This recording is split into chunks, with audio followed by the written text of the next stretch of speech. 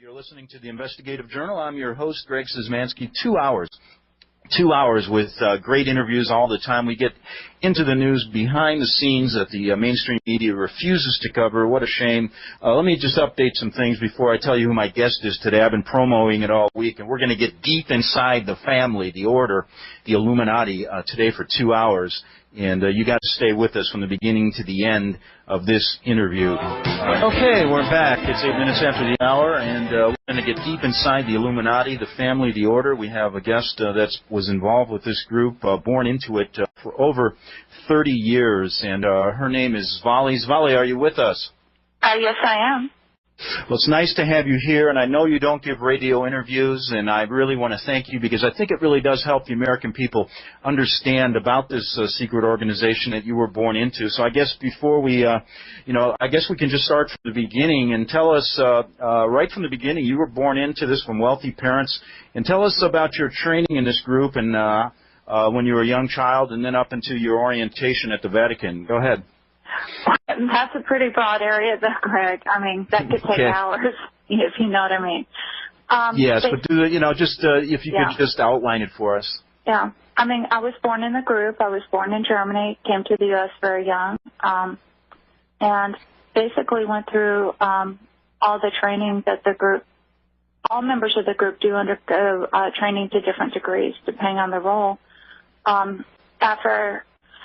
By the time I was a teenager, I was a youth leader, and by the time I was 22, I became the youngest member of Leadership Council in San Diego County. And at that time, I was a head trainer. I was the sixth trainer. I eventually moved up to the second position. Mm-hmm. And when I was 12, I had mentioned with you the ceremony at the Vatican. That they really do make all leadership in the group undergo at some point. Now, basically when you were growing up, I remember you told me that you were instilled at a young age, you were born to a very wealthy, well-to-do family, you moved back to the States. You were told at a very young age you were special, you were chosen, correct? Well, they tell everyone in the group that they're special and chosen. And, in fact, that's one of the things that made me very cynical when I was older is that, you will never meet a person who's an Illuminati who's not been told and programmed for years that they're special, they're the only one that can do things for, quote-unquote, family. But I was told, yes, I would do great things for family one day. And the reason why I guess I can filter some of this with objective view is I know what my role in the group was, and it was over quite a significant number of other people. So I don't evaluate my role or specialness within the group, not so much by what I was told, but by what I did. So you reach the age of 12, and then you're told by your parents you're going to an induction ceremony in the Vatican. Can you tell us how that happened and what occurred at that ceremony when you went there? Okay. This isn't easy to talk about, as you know. When I was 12, I was flown over to Germany, and I was at, I'll call him the German father's house over there. And there was some preparation for a few days beforehand, and I was told that there would be a very important ceremony, and it was considered a sealing ceremony at that point. And basically, I was told a little bit about what I was expected to do during the ceremony.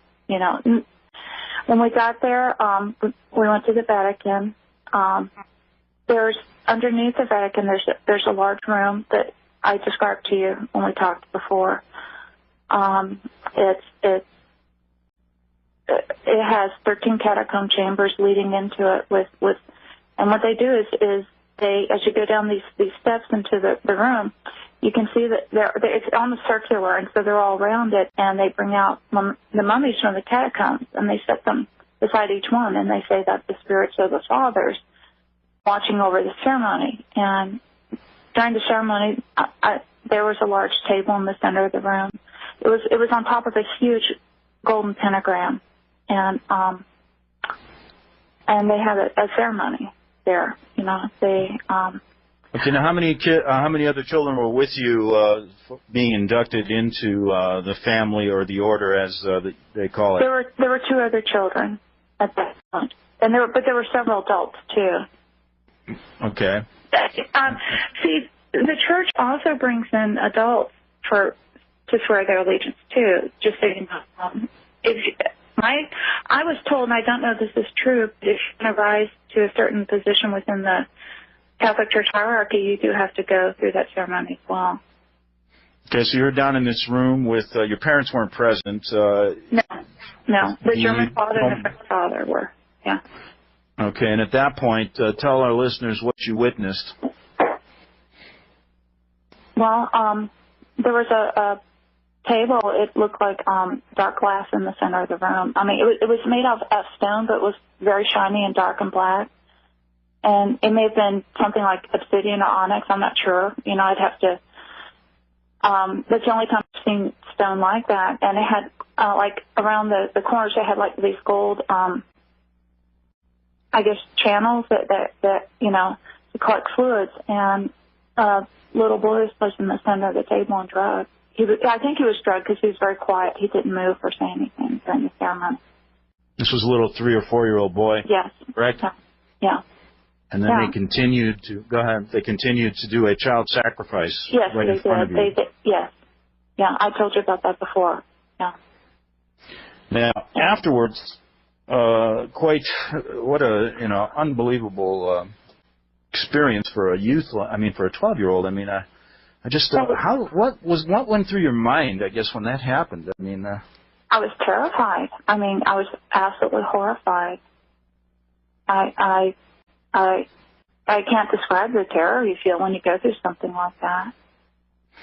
And do you remember the words they were saying as this was going on? The man was in scarlet. He was speaking in Latin, and basically he was saying, you know, please accept the sacrifice, you know, on this day. But then, you know, and then he said the sacrifice will seal the ceremony, and then he did it. Again, I was so terrified that. Have you ever been in a situation where your heart's racing, but you can't do anything, and so you're just kind of sitting there and you're kind of like fading in and out? That's kind of. I can remember as a youth being frightened, but I don't think I've ever. No. All right. Well, gone through anything quite like what you. Yeah, imagine your heart rate going up to about 220. You can't move, so you're kind of shaking, but trying like not to show it. Mm-hmm. And I mean, it was horrible. And I was keep thinking inside, I can't wait. Oh, I can't wait. I mean, you don't say this, but inside you're just kind of saying over and over, I can't wait till it's over. I can't wait till it's over. I can't wait till it's over. Afterwards, the man in scarlet, he had a huge golden ring on his hand, and he came over to the center of the room, and he had each of the people that were swearing that day. I had to go forward and kneel before him and kiss his ring and swear my allegiance to the new order, to the new world order, until my death. Now, at that point, you are escorted out. Yes. Yeah. After the ceremony was all over. I mean, the other people also did theirs as well. You know, they had to swear their allegiance too. And then they were the same age? They were the same age as you? The 2 children were, but there were also 3 adults that went forward and did the same. And afterwards, we were told, may the same to you or worse occur should you ever break this oath. So it's basically, imagine at that age, and you weren't really prepped for this, were you? I mean, you were told there was a ceremony, but nothing, you didn't expect anything like this, from what I gathered talking to you. It was very difficult to go through, just because the sense of horrific oppression down there, too, was the worst. I mean, I'd gone through some ceremonies in my life in the Illuminati. You do go through them. But I have to say that in my experience, this was the worst, just because I can't explain the amount of darkness in a room like that, just of pure evil. And unless you've ever been in seen oppression, I mean, it's just horrible. It wasn't just what happened, but just, I mean, the oppression.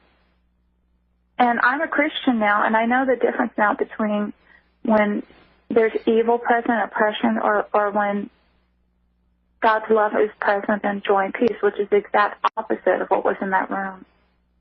Now, you know what I find quite interesting about this?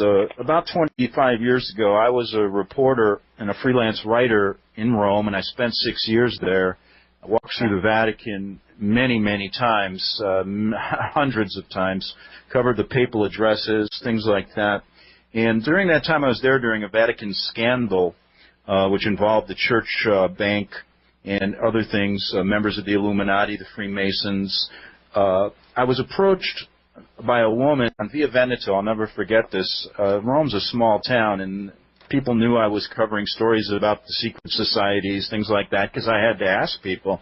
Well, this woman came up to me and told me similar stories. She wasn't quite as specific because she couldn't handle it. She would break out crying. Yeah. And had tried to commit suicide twice because she couldn't get out of the Illuminati. She was a member, she was, again, born into it, a very wealthy northern Italian family.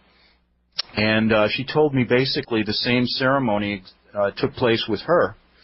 And so when I started talking to you, I wanted to relay that to you and to also relate to my listeners that I heard about this 25 years ago from a woman by the name of Maria and many other people, several other people in Italy that I talked to. I was never able to locate, or really, probably for my own safety, never find out what happened. But again, Svali's corroborating a story that I heard about 25 years ago. We'll get back after this break with this incredible story about a member of the Illuminati who's now out of the group and safe on the Republic Broadcasting Network. Okay, we're back on the Investigative Journal. I'm your host, Greg Szymanski. We're talking to Svali, a member of the family, the Order, the Illuminati for over 30 years. Svali, you leave the induction ceremony, you walk out into the Vatican courtyard, and what do you leave with one of the fathers, I believe. What did he tell you then? At that point, he just told me to never forget that, he told me that I performed well during the ceremony because I didn't scream or, pass out or anything like that. So he said, you did very well, and he was pleased. And then we went and stayed at a home nearby, a local, it must have been a local person. I didn't know them. We spent the night there before we went back to Germany. Okay, and what about the other people during the ceremony? How did they handle themselves? Do you remember? I'm going to say, unfortunately, I'm so, and when you're in that kind of situation, the last thing they're thinking about sometimes is what the other people are doing. I was just so trying to not, lose it myself. And that I do know that, no one screamed or shouted, or anything like that. Everyone was quiet. I think to say dead silence is, unless the person was spoken to, is true. Or unless they had to go forward and kiss the ring. All right, let's move on. I think the question I wanted to ask you, and this is such a wide subject. I've had a chance to talk to you a number of days, and I've done some stories about it. You go back home. You're 12 years old. You said you were schooled into 12 disciplines. So your life begins, and now you're in some type of organization that isn't. That is very different than what most people experience.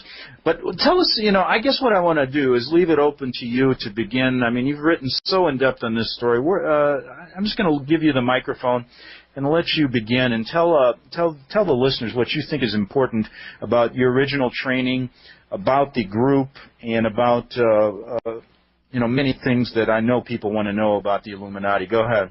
Okay. Well, Greg, first I want to say that my purpose in talking about this is not to glorify evil, because there are very wicked people out there, very powerful people. And I don't want to at all magnify their power, but I do want people to know that this is real, that these people exist, that people who say there are people out there that are involved in this activity, it really happens. I also, because I know that there are children being hurt in the group every day, and that's my motivation for coming forward. I don't like giving interviews for obvious reasons. I'm willing this one time to lay aside my thoughts of personal safety because these people need to be stopped. It needs to be stopped. Okay. Okay. Well, go ahead.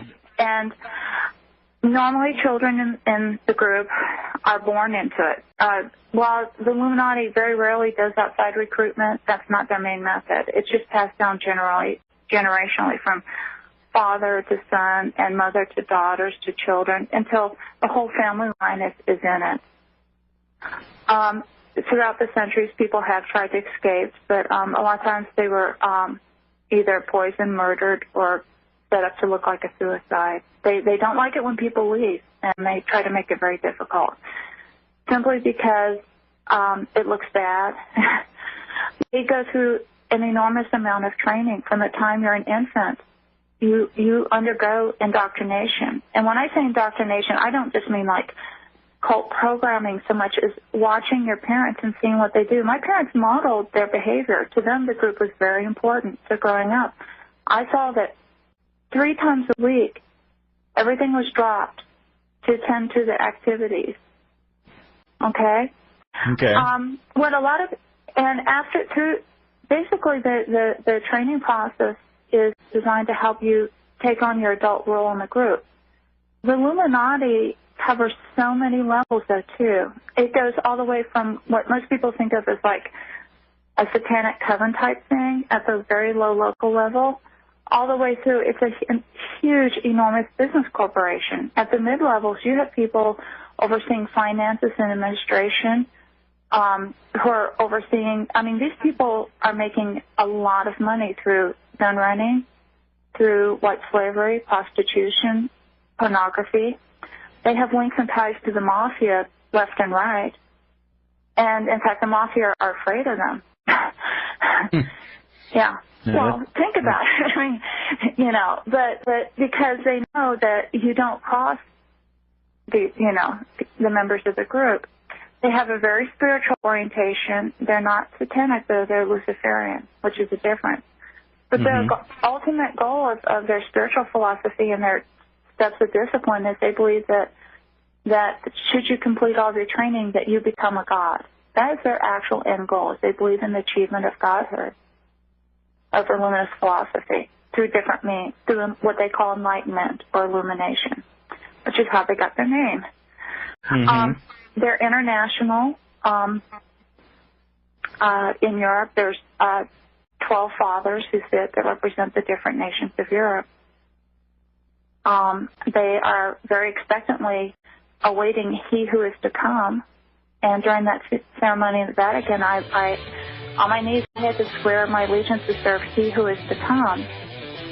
They believe Svali, can you, I have to take a break. We'll continue with the massive organization. Your role as a mid-level person in the Illuminati on the Republic Broadcasting Network. Okay, we're back on the Investigative Journal, and I'm talking with Svali. Svali, why don't we just pick it right up where we left off at the break? You were telling us about this hierarchy that it starts with 12 fathers. Can you just run that down for us so people know exactly how this group's organized? Sure. At the top levels, it's in Rome. That's the center or the heart of the Illuminati. That's where the power base is. And that's why all leadership must wear fealty in Rome, because that's considered the core of the spiritual center of the universe, is how they view it. From there, in Europe, there are 12 fathers, one for each country in Europe. When I was younger, too, I had to also meet with the fathers at one point and kiss their rings and go through another ceremony of allegiance to them as well. There's in the Illuminati, the European fathers, though, rule over what are called the different houses. For instance, if you're from Germany, then you belong to the German house. If you're from France, you belong to the French house. They call them houses. UK, Russia, Poland, Belgium, Spain, Italy, and others. From there, America was considered a mission field for them. And in the 1600s, Pittsburgh became the first port of entry for them, and that's where they first settled. And so that's why it's still considered a spiritual power base for the group on the East Coast in the U.S. You know, and I did want to mention one thing. And a caller or a listener, a reader of your stories, sent me an email, said, Greg, check into the reason why President Bush, right after being elected, went to Pittsburgh and talked to a Masonic group there. I found that quite interesting. Go ahead. Yeah. Oh, yeah. No, I mean, it's the spiritual power base for the group. From there, it spread out, of course, to the Atlantic seaboard and then throughout the nation. And while the nation is divided into many regions, multiple regions, 7 main regions, the East Coast region has its spiritual power base in Pittsburgh, but the administrative power base is in Alexandria, Virginia. That's where they administer the finances during the day-to-day operations. The West Coast, or the West region, or west of the Mississippi, has its power base in the San Diego area. And that's where you spent a lot of time, correct? Yes. I was sent from the Alexandria Council, sent me to San Diego to help them out. Okay, go ahead. Let's see. Those are the two, of course, main regions, and then each of those regions are divided into sub-regions. And so then you have your regional council sitting over those and overseeing activities. I mean, if you can think of the structure of a large multinational corporation, that's really how the Illuminati is structured. Then beneath each of the regional councils are your local councils. They call them sister groups or your local councils, and then you have your local groups under those as well, or what they call the sister groups. So any major metropolitan city could have anywhere from 5 to 15 groups, depending on the size population base. Now, you were saying that how many people are in this group in America, about, from your estimate of knowing a lot of this stuff? Go ahead. Pure Illuminati, I'd say about 1%, give or take. So it's a fairly big organization, correct? Yes.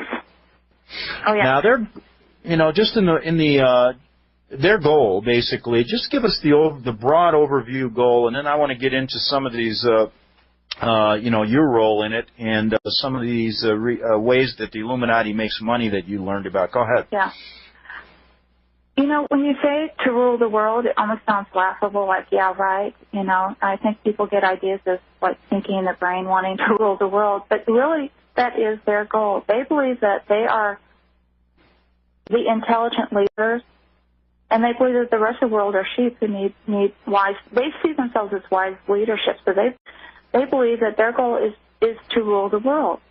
Mm-hmm. I mean, but at the same time, they have ways of doing this. Their main methods of doing so are behind the scenes. They believe in infiltration of the media, of education, and of government. Those are the 3 areas, and of the financial system. And they've successfully done quite a bit of all 4 throughout Europe and the U.S., as well as other countries. Now, you said that you're basically, the Illuminati is divided into about 6 or 7 different groups, and everyone is born into a group. Can you outline what those groups are?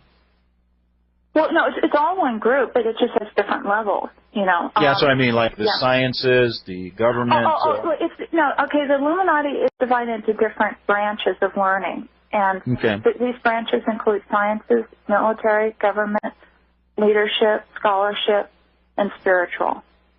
Those are the 6 branches of learning.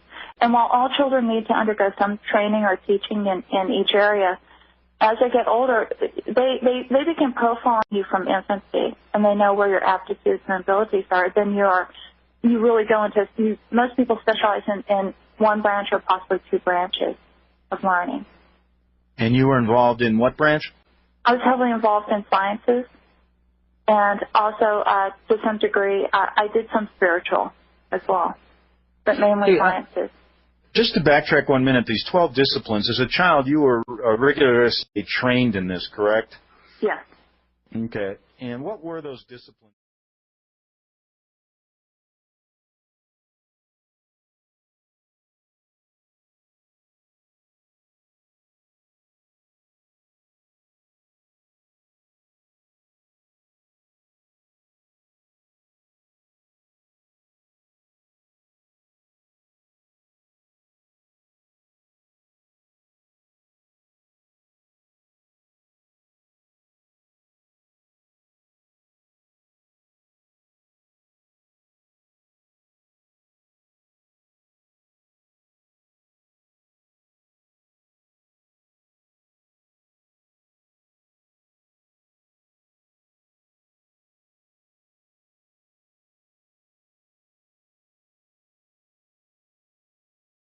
were those disciplines? I mean, if just you don't have to go through each one of them, but what primarily were you taught? I think the best way would be to just give you an example of just one type of training that they do. Okay. When I was 2 years old, I was left in a room for probably a 24-hour period. When you're that age, it's hard to estimate, but it was a long time. I know that the sun did go around at least once. You know, it wasn't just like a few hours. And at that age, when you're 2 and you're left completely alone without food and water, you're terrified. And at the end of the time, I was just dying of thirst. I remember I've never been so thirsty in my entire life. And my mother walked into the room, because a lot of times they have the children, you know, or the parents as train the children at these early ages. And there was a table in the middle of the room, and I'm sitting at it. And she sits at it, and she brings me this cold pitcher of water, and she starts pouring it. I said, "Mama, I want a drink of water." And she slapped me out of the chair. And I remember crying, and I'm like, and as I'm crying, and she's drinking the water in front of me, then she leaves. She takes a pitcher of water, and a couple of hours later, she came back in and did the same thing. I said, Mama, I want water. And she slapped me, across the room. And after this had happened about 3 times, luckily I was bright enough that by the 3rd time she came in, I remember crying silently. I just looked at her. I didn't ask. And after she got up and left with the pitcher, then a man came into the room. He said, "You did very well that time." And then he gave me a drink of water. And I've always, that was part of the learning not to want stage. And looking back on it, I realize now as an adult that the purpose of that training was to teach me not to recognize my own physiological needs and respond to them, but to look to outside people to tell me what I wanted or needed. Now, you basically, you told me that you led kind of a dual life in the Illuminati. That's basically how they function. They have a day job, and then at nighttime you're quite busy sometimes with the cult's activities, correct? Yes. Okay. What I wanted to get into, if you were talking about these groups. I remember I mentioned to you, you said you had meetings 3 times a week, and I said, well, what about if I wanted to go and visit? Maybe do a story about them. What would happen, or would I be able to find one of these meetings that were going on where in your area of Escondido? Well, no, because of the security measures. And you really don't want to show up unannounced at a meeting if you could get through their security, because chances are you would never make it out alive. Let's just say that a sudden auto accident would occur and be reported in the papers. Unfortunate accident, man accidentally runs into a tree. I'm serious. But the security that they have during group meetings is so intense that it would be very difficult. They have security at the 1 mile perimeter, the 3 mile perimeter, and the 5 mile perimeter. They have 3 people assigned. Usually one's like up in a tree where you can't see him at the 5 mile perimeter, and then you have one person who's standing who looks like a security guard for this state, because these are often large, wealthy states, which is appropriate, and he's dressed in the uniform. And the 3rd person's standing hidden behind a tree. As cars come through and they come through the gates, because remember these are gated estates. If it's not someone on their approved license checklist, they'll stop the car, and it's just like at a military installation. They'll say, "Can I help you? Are you lost?" Their goal is to delay the person. Now, if a person's saying, "Oh, is this blah blah blah," and they're just asking directions, they'll give them directions. They'll be very pleasant and send them on their way to where they're supposed to be going. But if they are acting as if they want to go further into the state, and this is not an okay person, then the person, they will say, all right, well, let's you can say he's not expecting you. That's a code word. That tells the person either up in the tree, hidden, or else hidden further back.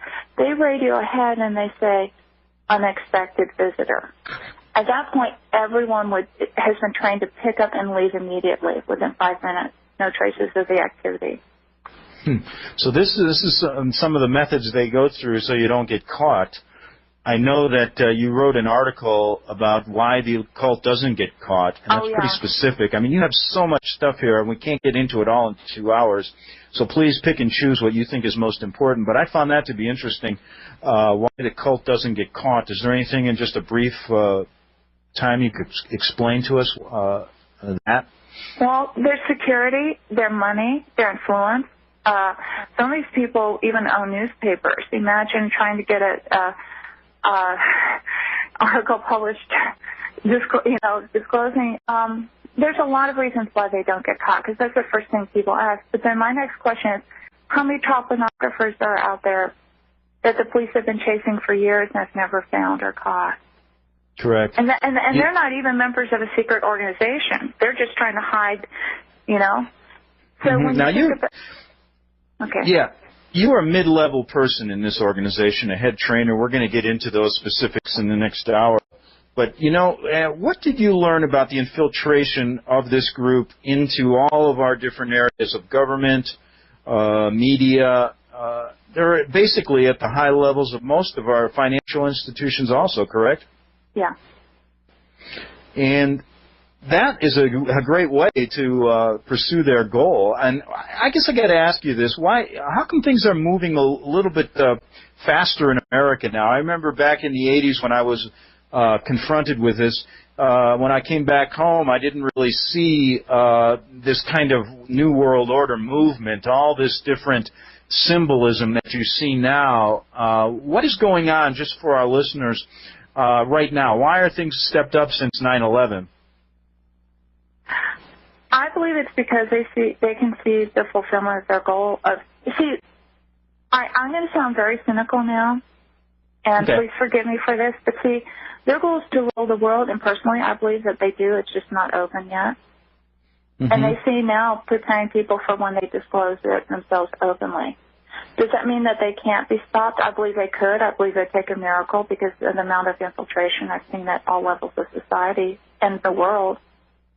These people and women have a lot of money. They have a lot of influence.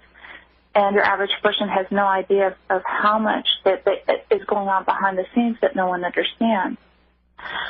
But with that said, so basically, I think that they're already there. They just aren't open. These people just don't know where they're going. If they did, I think the average person would be horrified to know how much is going on behind the scenes that people really don't know.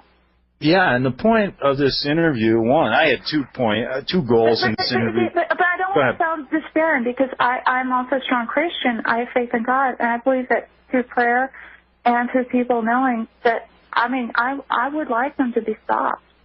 I just don't know at this point, how do you take on the financial institutions of the world, the major oil enterprises of the world? That's the question.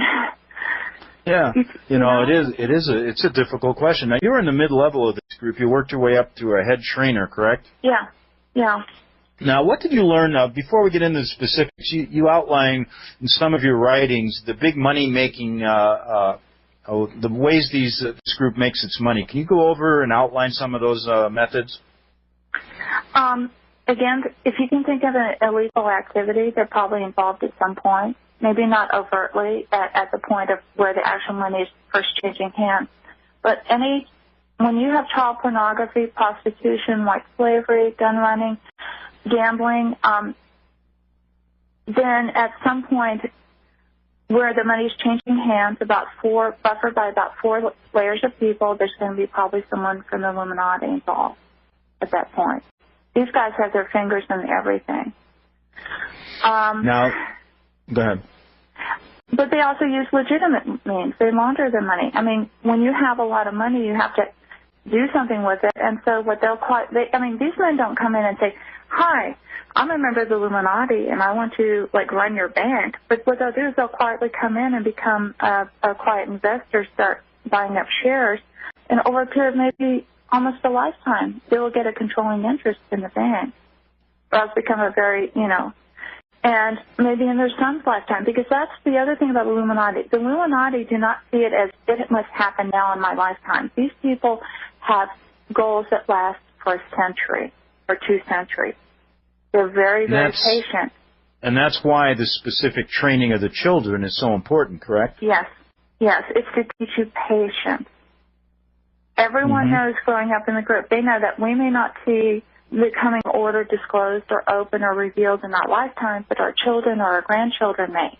So they will spend their entire life trying to bring about the goals of the organization. Incredible. So now you're in the mid-level, and I can see now where they use the programming techniques, the different mind control techniques. Yeah. We had a minute before the break, just kind of what our interest about how you, what your specific role was. Well, they did a lot of what you might call human experimentation, and they had a lot of research protocols going on. So one thing I did was to supervise the research going on. I was teaching the younger trainers and head trainers how to do things more efficiently, how to do their job well, but also reviewing their research reports for errors or problems. Eventually, I became kind of a consultant. If a problem occurred or if they didn't know how to install something or if they needed assistance, I would help them with problem solving as well. Okay, Svali, I'm going to have to take a break. We'll be back in 3 minutes. We'll continue. One thing I find interesting, Svali, is, in the media, I'm not going to name names or anything, as I don't have any specific information, but I find it interesting doing some background checks, and a lot of the top media people in our country, they all come from these very wealthy families. And, that's not the typical MO for a journalist.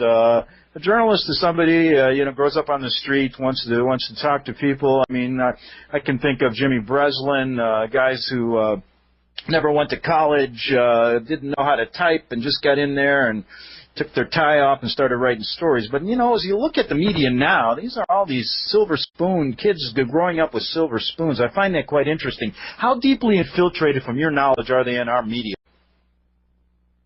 Wow. I do know fairly deeply.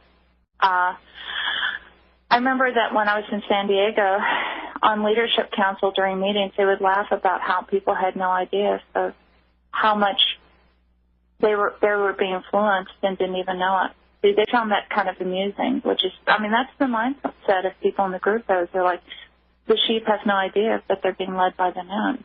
And They find it amusing because they show it as evidence of this.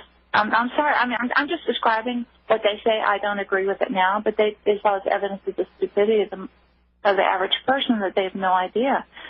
I'm not saying that every news story or every newscast story is a member of the group, by no means. But they specifically do teach and train and educate children that show an aptitude for the media, because they want that. And if a person has a bright, charismatic personality and presents well, then that's just that child will go into that if they have the verbal communication and other skills required. Correct, and that could explain why a lot of our stories really never get covered outside of the influence they have financially and the ownership of the media. Absolutely not by coincidence. What's that? Not at all a coincidence.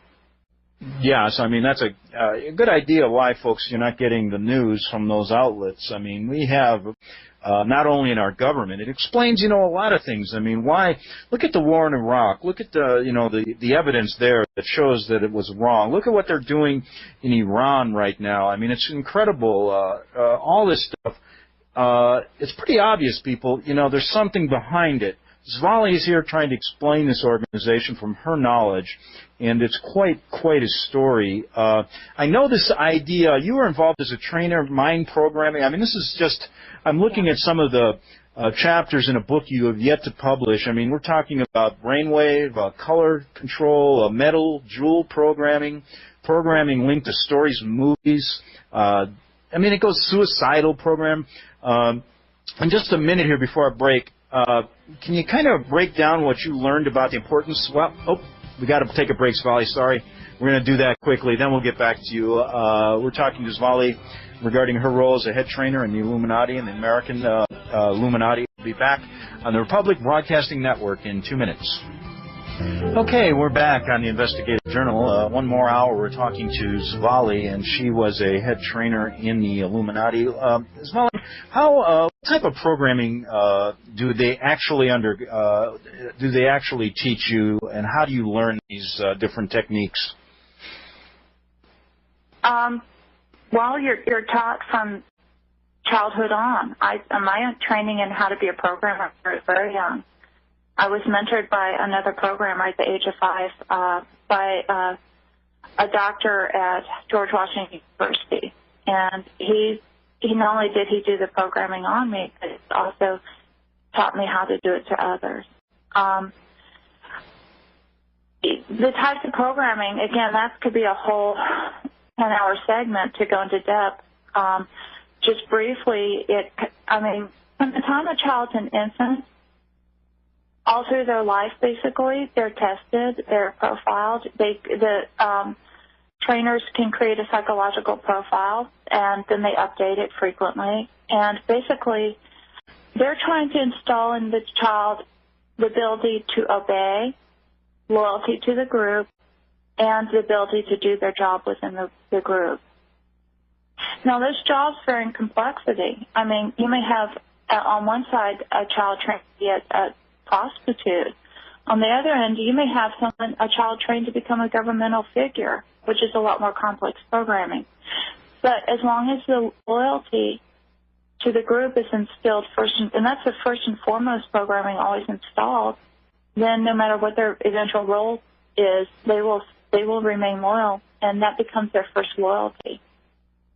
Whatever nation, whatever their public role in life is, their first and foremost loyalty will be to the group and to serve its goals. Whether they know, a lot of times the goal there too is to be able to help the child create that complete division between their day role and their night role. So a pleasant, charming, wonderful, kind person in the daytime could be an absolutely cold, ruthless person at night or during the day. You know, it's also during the day they do it. You may have a housewife with children who goes out and completes a courier job for the group, and no one would ever suspect her. This frumpy-looking little housewife with a baby in a car seat is actually carrying some valuable documents. Or, again, I mean, the first and foremost, though, is they want to instill loyalty, and they want to discourage people from questioning orders. They really don't want you questioning that, and they want you to obey their directives. And should people show signs of not doing that, then they go in for tips. Actually, people are being programmed all through their life. We used to call them tune-ups, and it's a lifelong process for members of the group. So, we have a minute here before our break, and then we'll get back and get in depth in some of these areas. But what went wrong with you? I mean, the dropout rate probably is very low, considering the training. But what went wrong with you? They somehow missed something. When I was very young, I absolutely believed in the goals of it. You never saw a more loyal group member. I thought that they were saving the world. I thought that we were doing a wonderful thing. But the older I got, I started to see the methods that were being used were so wrong, and that the end did not justify the means. I became increasingly cynical, partly because I saw what I was doing to people. I was lying to them. I was manipulating them. I was telling them things that weren't true. And I remember questioning this, thinking, I was told lies as a child too then. I was manipulated. And finally, things like that, you start to question as an adult the things you believe. All right, we're gonna take a break, Svali. We'll be back in 3 minutes on the Republic Broadcasting Network. Okay, we're back on the Investigative Journal. Svali, I wanted to ask you a question before we get into how you finally left the group and what happened to you afterwards, your life now. Tell us, you wrote an article, it was kind of interesting, A Day in the Life of a Trainer for the Illuminati. Tell us kind of what you went through in a normal day in your role at the Illuminati. Go ahead. Okay. Basically, I would get up. At the time that I described in that article, I was teaching at a Christian school. And so I would get up. I would get my 2 children. I dressed ready for school. look just like a normal mom, go through the day, come home, we'd have little friends over and play and stuff like that. And then, have dinner. I was a good mom. I was your average American housewife. On the surface. Okay. But underneath the surface, then my husband and I would remind each other on nights when there was a meeting. And then what we would do is when we go to sleep, I had programming in place that would allow me to wake up within 10 minutes of a specified time. So if I knew there was a meeting that night, I would wake up 10 minutes before it was time to, get ready and go. A lot of times we would even go to bed with our clothes on. And I never thought that was abnormal, Mm-hmm. I thought everyone went to bed with their clothes on. Didn't even question it, on nights when we had meetings. I thought, oh, it's warmer. Okay. And then we'd get up and go and drive to the meeting. And I was also very involved in military in San Diego. In fact, the group has a lot of military orientation. And so a lot of times I would take the kids to their area. There's an area where the kids would go and change. They had a room, and we would have, baskets of clothes, and we'd change our clothing. You'd take out your clothing, it had your name on it, and put on your uniform or whatever you wore that night. And the kids would wear these little miniature military uniforms. And then they would go out and do their training exercises. They would learn how to march, how to shoot. All kids in Illuminati know, at least in that area, know how to take apart a gun, put it together, and shoot with deadly accuracy by the age of 8 years old. Martial arts, there's a lot of martial arts training. Sometimes I help supervise that, or fill in if a military trainer was, because you had to know how to do it. Everyone had to be. There's a lot of class training, but most of the time I supervised the training. I would be working on implementing programming or what we call tuning up. Reinforcing previously installed programming in adults. At that point, I was normally supervising the younger trainers. They would be doing it, and I would be there watching and making sure they did it correctly. Or else I would be also evaluating, whether sometimes every once in a while we'd be working on something that was somewhat experimental, and then I would be taking a more active role, assessing the person's responses to the new protocol, recording it, and if there was any difference between established parameters for that protocol or expected responses, I'd be flagging that. Give me an example of someone that you were working on. How would they be introduced? What would be the reason? Are they in the military? How does someone get sent to you? No, these were all members of the group. Oh, okay. In fact, I can tell you that in San Diego, 20% of the active members of the group were active military. Okay.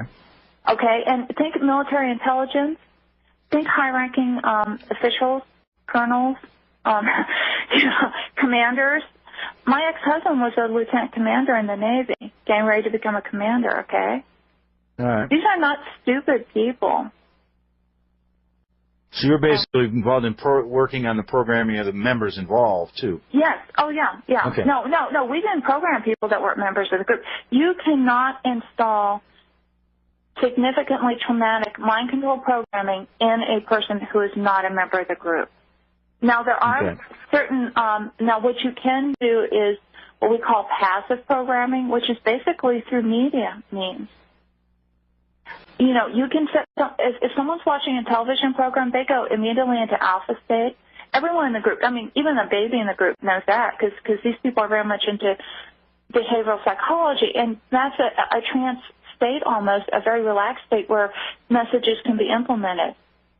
And that's why I very strongly suggest people be very careful about the TV shows they watch. That's all I'll say about that.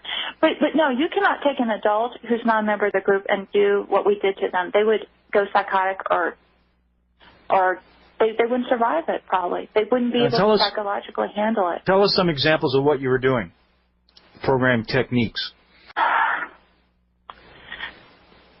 Sometimes it would involve, normally it would start with a hypnotic induction, or even sometimes we'd inject a medication. A lot of times, especially young children, have a lot of fear when they're going into programming, but adults did too. We want them to relax. We'd give them a very short-acting medication to relax them. We would then invoke a hypnotic state in them. We would then, like if it's an older person, I'd be checking the codes already installed. If I was getting ready to install programming in it, and like a young child, I would tell them, explain to them very patiently exactly the behavior expected. I'd say, I want you to do this and this and this. I'd break it up into steps, and I'd say, first we're going to practice this. I would show the child what I want them to do. I'd model it. I would then tell the child, do it. The child would then do it, okay. But normally they won't do it well the first time, so she or he would get shocked. That was called, because the group very much uses what they call positive and negative reinforcement. Okay, if the child did not do it perfectly the first time, they're shocked. That's the negative reinforcement. Then I'd say, do it again. They would show me the behavior. Now, at this point, we start associating the behavior with an external stimulus or cue, too. Now, a lot of times the child is, if this is a behavior, though, that we want associated with a specific code, the child will often been traumatized very heavily first to create a fragmentation in their personality. And then the code, and then the behavior and the associated cue are given. Like, you might hear a tone like, bing, bing, bing. All right, I want you to do this. Bing, bing, bing. The child hears the tone, they get up, and they do the behavior. Once they can perform it perfectly, they're rewarded with praise, good job, or a hug. Children like hugs or something like that. Then you do it over and over and over. That's why trainers have to be very patient people. Because then maybe after the child's done it 50 times, then they hear the cue, they get up, they do it. It's not even a conscious, it's reflexive. At that point, it's considered installed. For very, very important programming, I'm talking about like N-level assassin programming, because we did train people how to assassinate people, and that's a whole other topic that I don't want to go into here. Okay. We would then do a ritual to seal the programming afterwards. Okay. You know something, I was just looking at some of your articles, and one was Christmas in the cult, just to get off on a different subject here. Sure. And you say this is quite different for you when you were growing up than it is for most children. Can you just kind of briefly tell us what you meant by that? Yeah, I mean, we had trees and presents and things like that, but for most children, Christmas is just happy time, lots of presents. But in the group, some very high ceremonies that are celebrated. Several times, many times, I flew to Germany, and there was no Santa Claus. They had a figure called Father Yule, who represents Christmas there, but he is not the kind of benevolent Santa that you see here. This is a man with a golden scepter, dressed in a white robe and a golden sash around. And I was once at the German father's house where there was a gathering of children and adults, and Father Yule was present, and he raises the scepter and basically strikes down the child in front of everyone. Oh, my God. I know. Strikes down the child? Yes, he struck down the child with his scepter, and that is not what you call a happy Christmas, No. Now, at the same time, yes, we did have tree, and fruitcake and all that, and decorate the house, but there's another side to Christmas. I'm just listening, and I just can't believe, we got leaders in our country that have probably gone through this kind of stuff.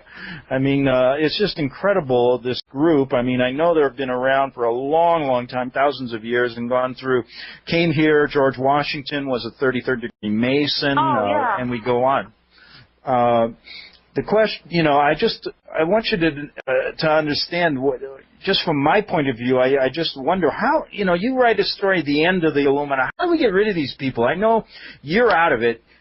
You couldn't take it anymore, but do you think we can inspire more mid-level people to just leave like you, so they have no one to do this kind of insidious, crazy programming and lifestyle? What do you think? Well, I believe that as strongly as a Christian, that it's a spiritual warfare as well as a emotional and psychological warfare. I believe that by the grace of God. But I will also say that when I was in the group, a lot of the members are not happy. You will have people in the group that are there because they love it, because they believe in the goals, they're totally dedicated. But to be honest, I also knew as many people who would have left in a minute if they thought that they could get out and make it.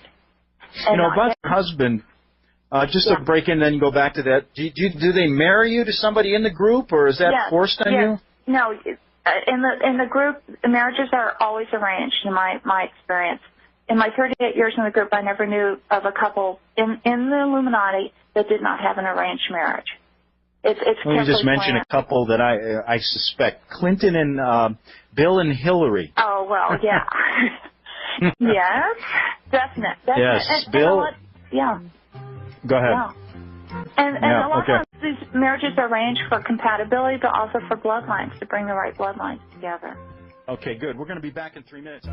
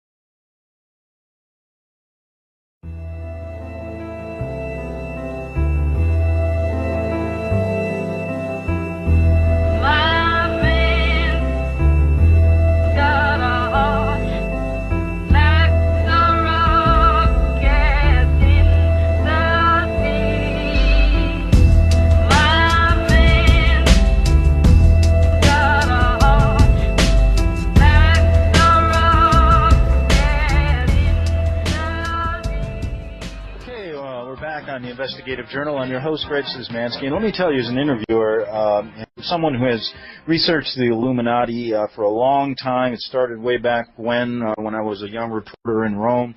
It's a whole different ballgame when you're actually talking to someone with experiences like this. It takes it out of that realm of what is quasi-fiction fact into the realm of reality, and it's really shocking. And I'll be honest with you, this is a story that, folks, you have to listen to, because this is going on in our country.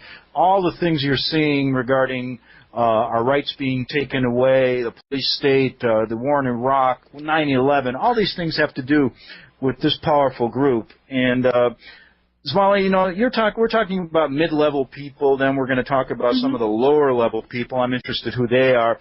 But I imagine a lot of these, you said they weren't happy, but a lot of them probably stay because it's very, I mean, it's a very lucrative way to live. I imagine you from wealthy families. Oh, yeah. In fact, and that's the main thing, that's one of the factors that keeps people in. The reason more people don't leave is because leaving means giving up your husband, your children, your entire family on both sides, your money, and basically for a lot of people leaving the group, it means giving up everything and starting out penniless and alone. And not only that, but then you're combating internal programming to recontact, to go back, to be loyal, to be a good member. And I've known many people that tried to leave and went back because they just couldn't take it. Do you want to take a phone call right now to break it up? Sure. Okay, Marilyn in California. You're on the Investigative Journal, Marilyn. Yes, I've been just sort of caught part of this. I lost part of it. I'm listening on the Internet, but I didn't quite catch it. How did this woman become involved in this Illuminati training? Go ahead. Can you explain that, Svali? Yeah, I was taught it from early childhood. I was mentored into it. Trainers in the group are mentored. You work with older adults, and they show you, and you are given increasing responsibility until by the time you're in your teens, you are basically doing adult training responsibilities. You've been taught for years. Parents put you in it, or? Yes, they were members. Oh, I see. So it comes down through the one parent to another. Or from both. Are they private schools? Do what? Are these private schools? Well, when my children were schooled at private Christian schools, they were all Illuminati. Oh, you're saying that the Christian schools are Illuminati? Some of them are. Not all, but some. No, I'm not. No. The ones that my children were in were specifically. But no, there's a lot of good Christian schools that have nothing to do with the group, but some can be. Now, I went to a public school, but what's interesting is out of 3 public schools I went to as a young child, 2 have burned down. So there's no access to any school records. I'll be darned. Marilyn, just to get you up to speed, you're born into this, then you're trained as a young child. You go through an induction ceremony in the Vatican, and this is going on with 1 to 2% of our population, according to Svali. Very serious in all levels, government and everything else. Go ahead, Marilyn. You have another question? Yeah, when you say the Vatican, now that is not a Christian religion.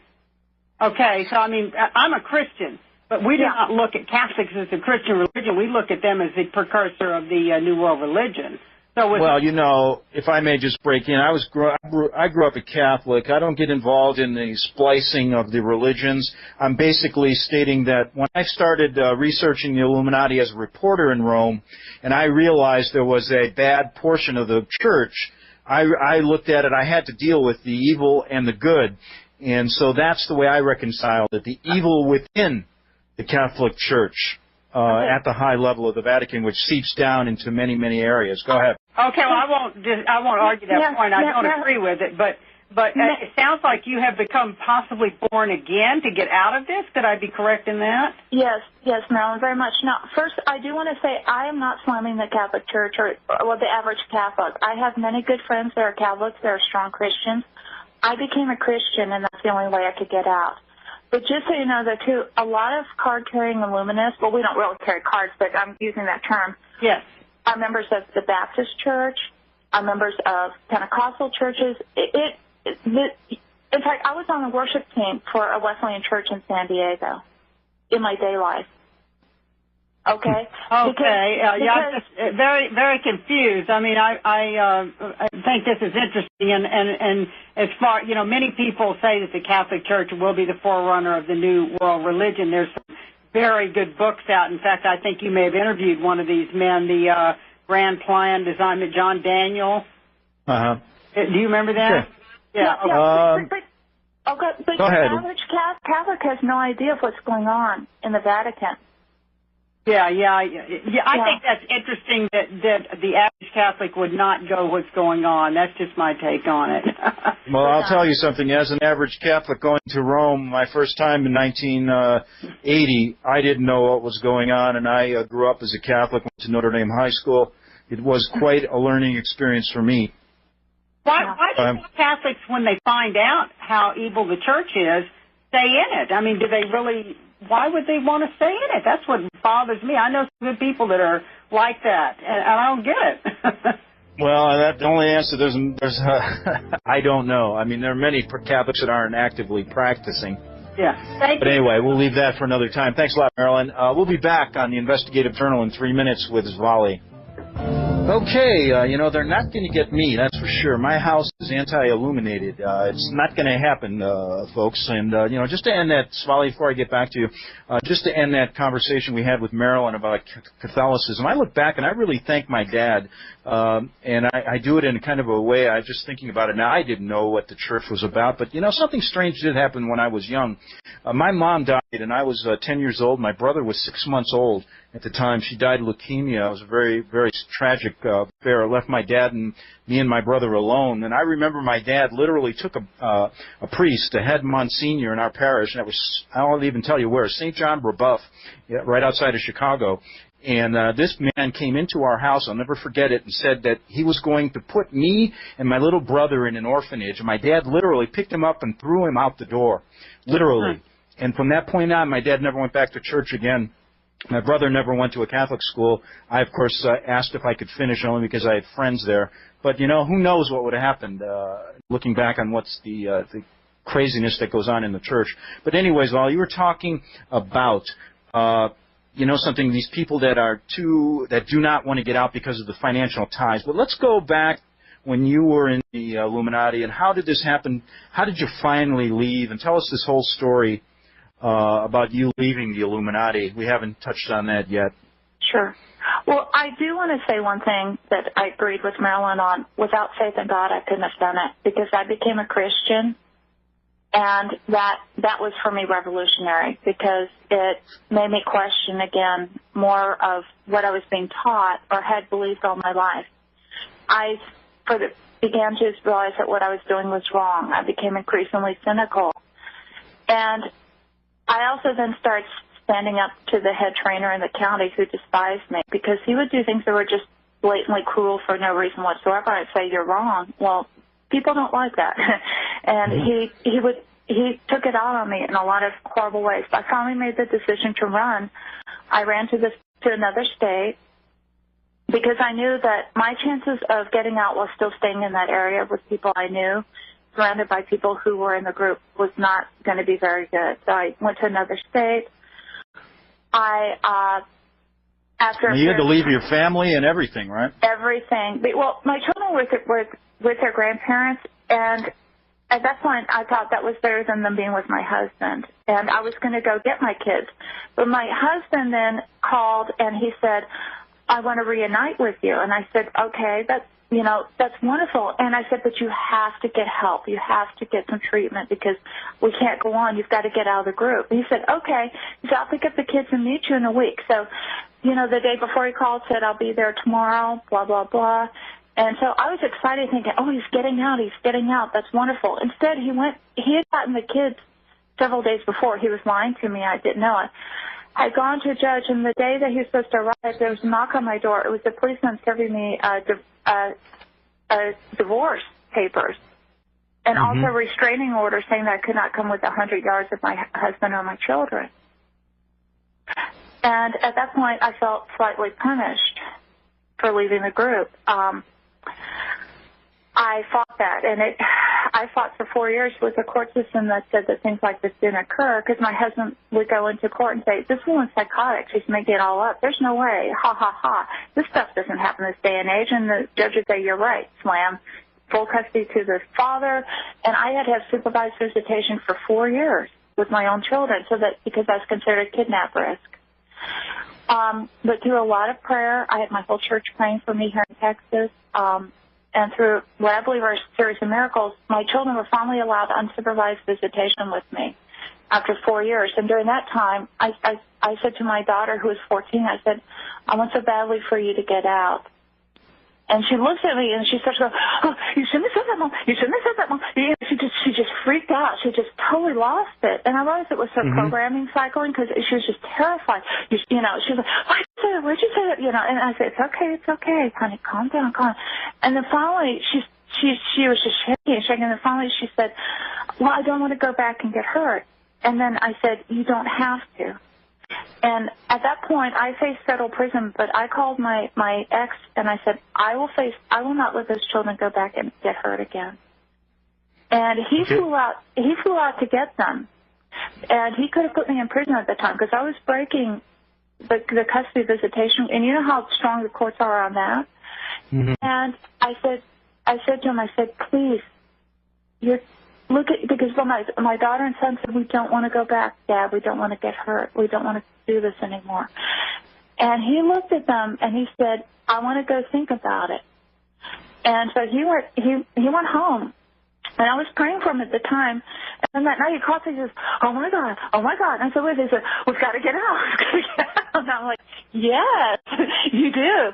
And and then he said, he made the decision to get out. At that point, he went to a notary public. He gave me, and he did a legal document, gave me full custody of my children. And then he said he was so sorry for it. He put me through the HELL. He put me through for years. Now, have you had any reprisals from anybody in the group since you leaving, or any warnings to be quiet or anything like that? Yeah, of course. And there's one time when I did write one article that named some specific dates and times, and I got hurt afterwards, and it made me very cautious. And that's why I don't give a lot of radio interviews, and why I don't do a lot of this. That's one reason why. I appreciate this, because, the number of people you're going to help by maybe waking up the American people, what's really going on. Sometimes it's you can wake up many more people by a person like you than talking about 100 million different generalities. Let me take a call. Chris in Washington, you're on the Investigative Journal. Hi. Svali, I just want to say how much I appreciate your bravery in presenting this information in the way that you are. I've read your website recently. And my question is very simple. Based on the information that you're presenting, I'm wondering what timeline the organization of the larger family that you're describing has for implementing the New World Order. Okay. I was told it would occur during my generation. I was told that by the year 2050 that they would be revealed. Now, again, their timelines change, though. In fact, I think jokingly referred to them as being like the Soviet Union because, you know, how they had their 5- and 10-year plans and then things always got changed. In my own lifetime, I saw several different timelines for things that were supposed to occur change. But as Greg noted, I've also heard of from different people that actually there's a huge push in the last few years. It's like, it's close, let's make things happen more quickly. Mm-hmm. So I couldn't begin to guess whether that's an accurate timeline or not. I know what I was told. I have a follow-up question, and that's it, and this will be it for me. I have recently, against my own resistance to doing so, started to investigate fringe matters, if you will. Among them, the upcoming date on the Mayan calendar of 2012. And as I've done this research, I've allowed myself just to be open to this information without believing anything I'm reading. And one of the ideas that's presenting itself is that around 2012, not just according to the Mayan calendar, but many other theories out there, that we will be undergoing, as a planet, a revolutionary shift, if you will, of some kind or another. And I'm wondering in the back of my mind if there might be any kind of race against the clock on that scale, if you will, especially if we're talking about a potential spiritual warfare, using your words in play here. Do you see a possible relation there? Yes, I do. And 2012 is an important year, but again, I was not told that the final revealing would occur then. But I believe that what will happen is there will be events taking place that will help to set the stage.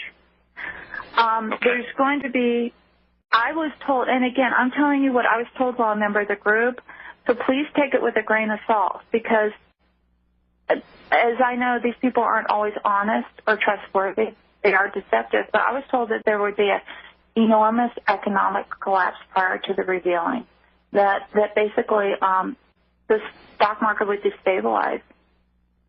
Well, that appears to be already happening. Yeah, and well, and it's. I was told it would make the Great Depression look like Sunday school, and at that time, it's going to be. They're going to really be manipulating finances to bring about chaos, confusion, warfare, and then. I mean, but see, I don't like to be so negative. But I am telling you what I was taught when I was in the group. You know. Well, I so appreciate it. Yeah. And I'm sure we all do. Yeah, and so... You're a great voice. Well, thank you. I mean, I appreciate that very much. But out of this chaos, they said, would come order. See, the group believes that out of chaos comes order. Well, as far as I'm concerned, I'd rather just, let things, Svali, these guys want to bring down this country financially, whatever way possible. And right now, your voice is important in that. And, Chris, I really appreciate you saying that because we want to stop these guys. I mean, come on. Let's get American people to get together and just put an end to this. We have a powerful group in numbers. We may not have the money, but we can take it back. And I don't want to be bullied by these kind of people. That's my feeling. Yeah. Let me take another call. Harper in Canada. Can you hear me? Harper? Hi. Yeah, go ahead. Okay, great. Go ahead. Great, thanks, Greg. And Svali, I read your expose when it came out on Suite101.com a few years ago, and I always wondered what happened to you because you vanished from Suite 101. So it's great to hear about you. A couple quick questions. I'll make them real fast. First is the term Moriah, conquering wind. I'd never heard that before or since I read it in your expose. I wondered if you could elaborate on that term a little bit. I also wanted to ask you if this cult, as far as you know, claims to or believes to derive any of its heritage from Atlantis or any other lost civilization. Okay? I'm not sure about the reference to Moriah you're describing, because Moriah is I mean, but I can certainly address the second question. The Illuminati completely believe that Atlantis is real. They teach it to their children as part of the oral history. They believe it was one of the greatest civilizations that ever existed and one of the most advanced. And what they teach, their take on it is that Atlantis was a great race of highly intelligent people who had a highly advanced state, and who were highly enlightened. And what they teach the Illuminati children is that then this prophet of the enemy, who is the prophet of God, came and foretold their destruction if they didn't change their ways, because they were definitely occultists. They were Luciferian on Atlantis. I mean, that was the religion. And in fact, a lot of the advances that Atlantis enjoyed was passed down to them through supernatural means, is what I'll say. And so they laughed at the prophet, and they killed him. And I guess sometime afterwards, we were taught that a few inhabitants escaped, but but tragically the great city was lost. And the Illuminati to this day mourn the loss of Atlantis, because they feel that the few survivors that left were among the great people who helped found what you would call the precursors of Illuminism. One more quick question, if I may, and I wanted to ask you if you have any reason to believe that the people, men and or women at the top of the pyramid, so to speak, practice a kind of magic where they are kind of skipping through time, in other words. Oh, yes. Leaving one body, a solar spirit leaving one body and coming and being born into another one, and therefore, living through time. All the time. In fact, see, now I didn't go there in this interview, because you start sounding wacko if you start discussing things like that. But in the spiritual side, they very much teach things like time travel, traveling out of body, psychic battling, things like that, things that cannot be explained by logic. And I saw things that I cannot explain through human intellect or reasoning that were highly supernatural and involve all of that and more.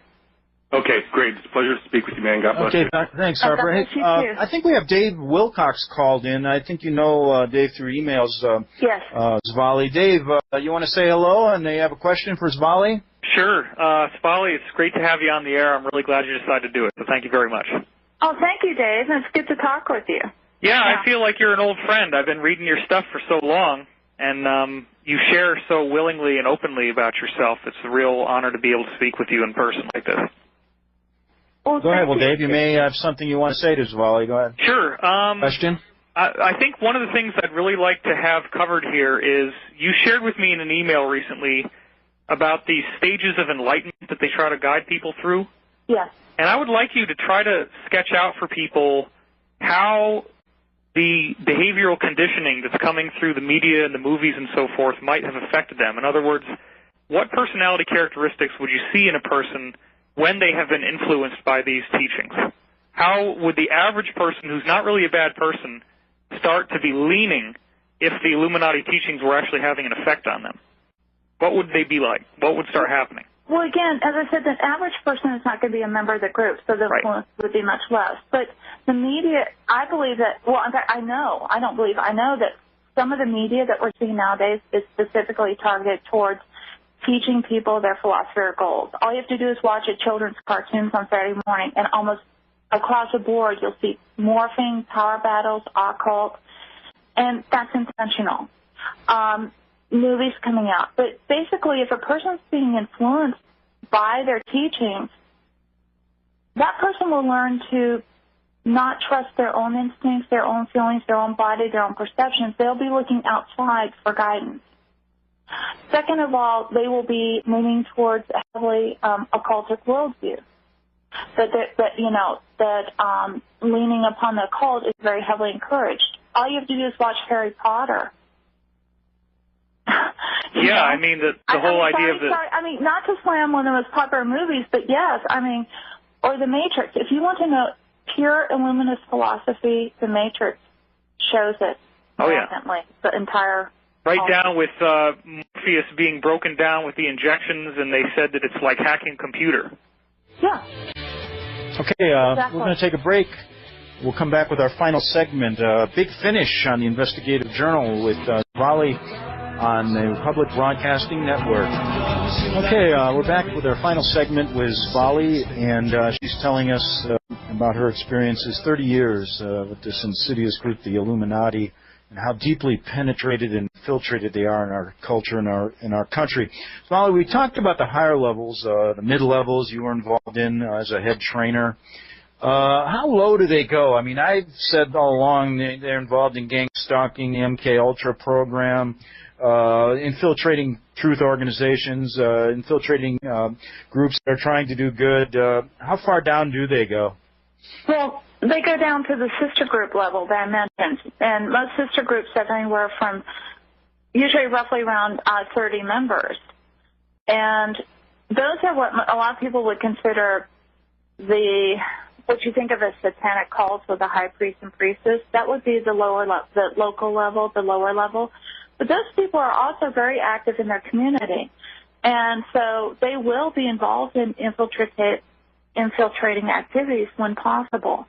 Because to them, it's not infiltrating, it's helping. They think they're helping the group or helping people by becoming a member and spreading the influence. Let me squeeze in one more caller, Roger, a faithful listener. Roger, you're on the Investigative Journal. Yeah, thanks. I had so big a question and so little time that maybe I just squeeze it. Got a couple of minutes. Yeah. Really try to work it in, Roger. Yeah, well, you'll enjoy this first, and that is I recall when Charlotte Iserbeat was here on the local Clear Channel radio show, and the host was, of course, dismissive of an Illuminati agenda. It was great to hear Charlotte say, "You're telling me my own father was a high," and she, of course, was a first or second fiddle secretary at the Department of Ed. And she said, "You're telling me my own father on his deathbed was telling me, you go get him, girl." And he was one of them. And so that was great. Anyway, my question was towards the philosophical-religious motivators, if you will, which you've been dwelling on. And I've been trying to form it up into a more cohesive integration. Yeah, try to make it quick. We're running out of time. Go ahead. Yeah, to expose the ethos of the, it's like the neocons serve as the pseudo-intellectual rationale for the Illuminati agenda, and I don't presume that it turns on such fine distinctions so much as it is a bare-knuckled lust for power. But everybody has sort of a worldview that's they use to justify their actions, and of course, it's the most unconservative, humanistic social engineering agenda on a far larger scale. And now, you mentioned about these people are basically, and it's rare as hen's teeth. Quick, Roger. Yeah, to find somebody that's not oxymoronically both a spiritualist and occultist, and also what do you call a hardcore rationalist, or maybe that's just for public consumption, right? I know there was a question there somewhere, Roger, but anyway, thanks for calling. I only got a minute. I got to finish with Svali. Svali, tell us in your own words, you got about a minute or two left here. You went forward, you came forward, you're now living a life completely away from them. What's your hopes of the future in our country right now? My hope is that people realize that this is happening and that they will start doing something about it, that they will start looking at. Now, again, we're talking about people who are immensely wealthy, so it won't be easy, but if people could rise up in prayer and just say, this isn't okay, if people will become informed enough to want to learn more about it, be aware they exist, and then possibly pray that people will take action against the things that are happening. Because Okay, Svali, we're all out of time. We're going to end on that prayer. I really thank you for coming forward. You're very courageous. We'll talk again, and I'll be back tomorrow on the Investigative Journal. Same time, same place.